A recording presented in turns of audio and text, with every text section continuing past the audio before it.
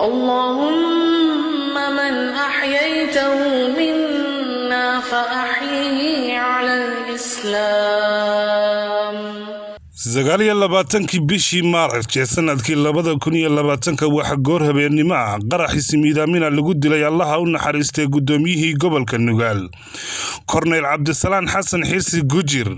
xilli uu ku sugnaa saldhigga bartamaha barxadda magaalada Garowe.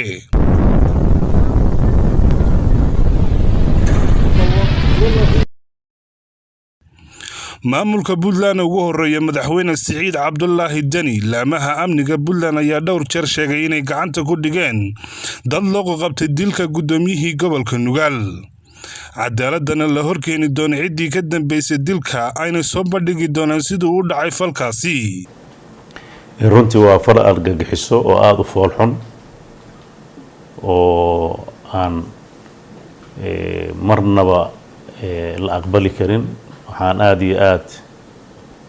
uga xunnahay falka noocaas ah inuu magaalada Garowe ka dhaco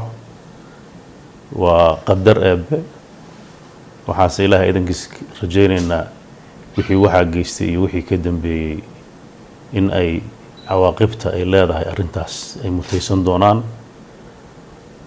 Puntland waxa lagu yaqaanaa dadkeeda iyo dawladeedaba inay amnigooda iyo danahooda ka shaqeeyaan waana loo keenay waxaana xukunkoodii darajada koobaad oo gobolka Nugaaleed baa ku jira sidii gudoomiyaheennii Allah u naxariistay lagu dilay barxadda waa lagu jira kiiskiisa gabagabowna ku dhow yahay dadkana waxaan u soo bandhigi doonaa insha Allah sidii u dhacday kiiskaas asagoon lahayn mugdi iyo muxuu ahay tahmeen uusan ku jirinin dadkii ka qayb qaatay ama dil ha noqoto ama soo dhaweyn ha noqotee shacabka reer Puntland iyo dawladda Puntland marmana haddaanu nahay maxkamadda ciidamada qalabka sida inaan u soo bandhigo waa gudoomiyihii gobolka Nugaal Gujir weey gacan ka xaq daran baa dishay si weyn baa dawladdu ugu gurmatay baaritaankiisii dad baan loo qabtay loo xirxiray waana gacantan lagu hayaa garsoorka iyo dambiyada muxuu ahayd laamaha kuleh muxuu ahayd hadii ay ku roon yahay shaqada kulehna gacanta ku hayaan garsoorkana waa loo soo gudbiyay garsoorkuna marta dhow baan la wadaagaynaa meeriyaha iyo shacabka Puntland cidii falka geysatayna ciidamada amniga iyo cid ay qosayso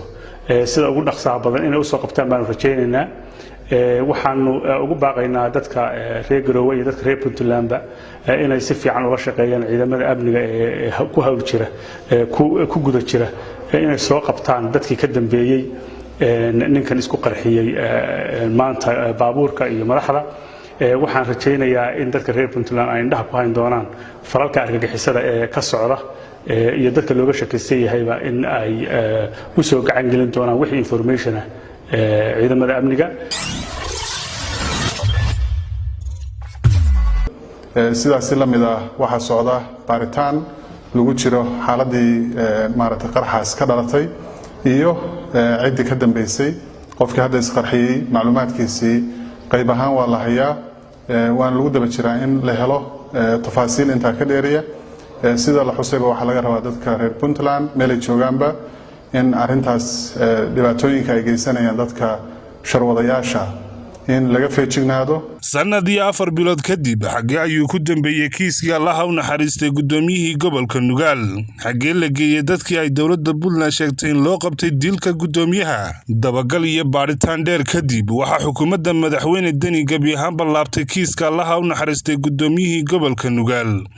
marxuum Cabdisalaan Gujir kadib markii kiisku laga hadla galay mas'uuliyiin ka tirsan xukuumadda iyo ciidamada ammaanka Puntland Cabdifataax Cabdisalaan Gujir oo ah mid ka mid ah wiilashu dhalay Allah u naxariistay gudoomiyihii gobolka Nugaal kana mid ah guddiga madaxweyne Dani uu saaray kiiska marxuumka ayaa waxa uu daaha ka qaaday shirqoolkii lagu qarxiyay aabihii in xukuumadda Puntland ku lug yeelatay taa beddelkeeduna xukuumaddu laabto baaritaanka kiiskan wuxuu ku dambeeyay hawa Allah ilaa hadda wali lama soo bandhigin laamaha amniga iyo xukuumadda Dani waa la amsi oo meelo badan galay xukuumadda dadka fiican ayuu galay sirgi dhibaatada samee askarigii ciidan kamid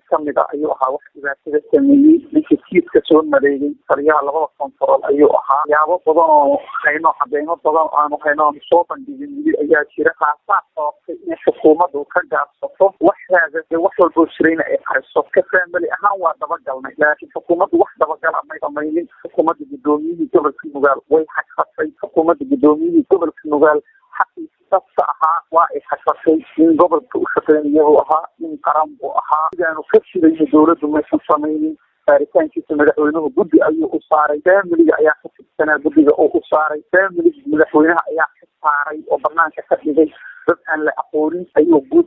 guddiga ku daray kiiskiina halkaasuu ku baaba'ay madaxweynuhu fowkeed baanu la xiriirnay maalinba maalinta ka dambaysa wax meeshaa kasoo baxay ma jirto taasna waxay caddeyn u tahay intay kiiskani ku lug lahayd xukuumadda uu hogaamiyo سعيد عبد الله الدني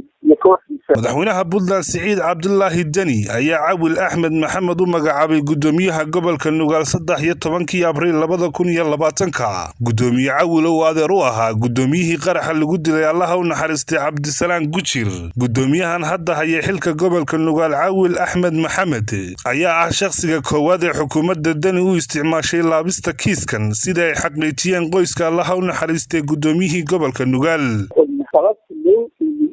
meeshaada waxay tahayba inuu kiiskan isagu daboolo shaksi ahaan oo faamiliga lagu raaligeliyo in dadkooda ninkaa loo boosiyey laakiin Cawil Axmed waxyaabaha aan ku eedeynayo Siciid Cabdullaahi Dani waxa ay ka mid tahay gudoomiyihii gobolka Mudug Allah u naxariistay wuxuu booskiisa ku bedelay nin u qalma dadkii kalka ka dambeeyana gacanta kusoo dhigay laakiin Cawil Axmed uu booskiisa u geliyey wanday kama hadlin su-aalkiisa markaan ka weydiino war uma hayo ku leeyahay taa waxay ku cadaynaysaa in kiiskani Cawil uu checkpointka yahayba lambar one uusan ogolayn in la baaro lambar one uusan ogolayn in la soo bandhigo lambar one uusan ogolayn in laga hadlo xitaa shaksi ahaantaydu aniga waxay ugu yiri kiiskani waxa weeyaan waa inta Allah u naxariisto adeerkay waa inta Allah u naxariisto meesha aan ku doonay aniga iyo waxa uu ugu yiri aan ku kala dhaqaaqay marka halkaa waxaa ii cad oo ii cabaatay meesha sababta loo geeyey in ay tahayba inuu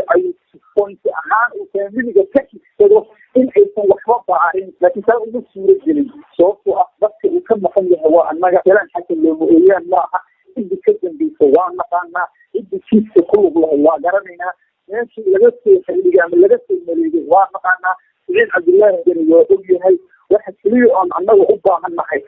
waa cadaalad haddii imaan weydana sida la dareemi kartaa qof qofkiisii ka maqan yahay waxa keliya ka kiiskoodo macquul ma noqonayso mana suurtageli karto in ciyaal yaryar inta adoon laga dhigo dadkii kiisaska ka dambeeyana caruurtooda ay meelaha ku raaxaystaan